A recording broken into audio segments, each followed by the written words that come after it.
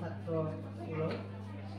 আৰু এই কৰ্মশালাখনি প্ৰশিক্ষণ ল'বলৈ অহা মৰমৰ ছাত্ৰ ছাত্ৰীসকল তথা সন্মানীয় অভিভাৱক অভিভাৱকসকল সকলোলৈকে মই শ্ৰদ্ধা আৰু সেৱা জনাইছোঁ। এই কম আচলতে ভাল লাগে, ছাত্ৰৰ এনেকুৱা ভাল কাম দেখিলে আচলতে নিজকে গৌৰৱ অনুভৱ কৰোঁ। মনত পৰিছে আমি সেই দিনটোৰ কথা, যেতিয়া খুব অকণমানিতে খুৰাই মোৰ ওচৰত সুৰজক লৈ গৈছিলে, খুব সৰু। তেতিয়া তাৰ হাতৰ ভংগীমা দেখি গম পাইছিলোঁ যে হয় ই কিবা নহয় কিবা এটা কাম কৰিব।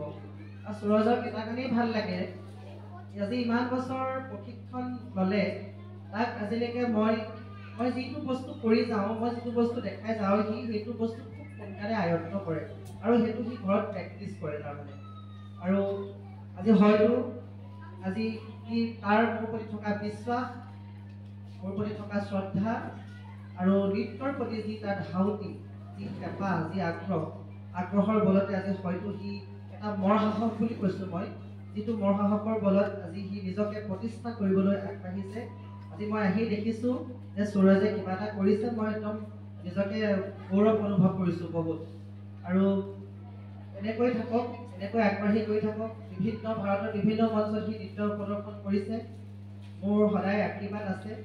আৰু আপোনালোককো মই এইখন মঞ্চৰ পৰা ক'ব বিচাৰিছোঁ যে সত্ৰীয়া নৃত্য বা সৃষ্টিশীল নৃত্যৰ কথা মই নকওঁ, কাৰণ সত্ৰীয়া নৃত্যটো আপোনালোকে কেৱল মনোৰঞ্জনৰ বাহক হিচাপে নল'ব।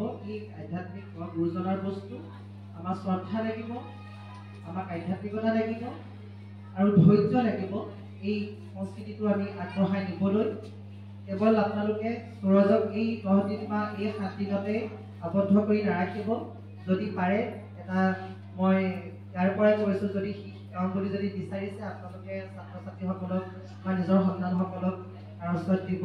মই চাহটোৰ দৰে সদায় থাকোঁ, প্ৰত্যেকটো ছাত্ৰ ছাত্ৰীৰ লগত মই চাহটোৰ দৰে সদায় আছোঁ। কেৱল গুৰু হিচাপে নহয়, বন্ধু হিচাপেও থাকোঁ, সকলো দিশৰ পৰা থাকোঁ। গতিকে আপোনালোকে সুৰজক সহায় কৰিব আৰু মোৰ আশীৰ্বাদ সদায় আছে। ভাল লাগিছে আজি চাম সি শিকোৱা ছাত্ৰ ছাত্ৰীসকলে কেনেকৈ পৰিৱেশন কৰে। গতিকে মই ইয়াৰ পৰা আশীৰ্বাদ জনাইছোঁ। ভগৱানে সকলোকে মংগল কৰক, সুৰজক আগবাঢ়ি যাবলৈ ভগৱন্তই ইয়াক আশীষ প্ৰদান কৰক। ইয়াকে কৈ মোৰ চৌ বক্তব্য ইমানতে সামৰি মাৰিছোঁ।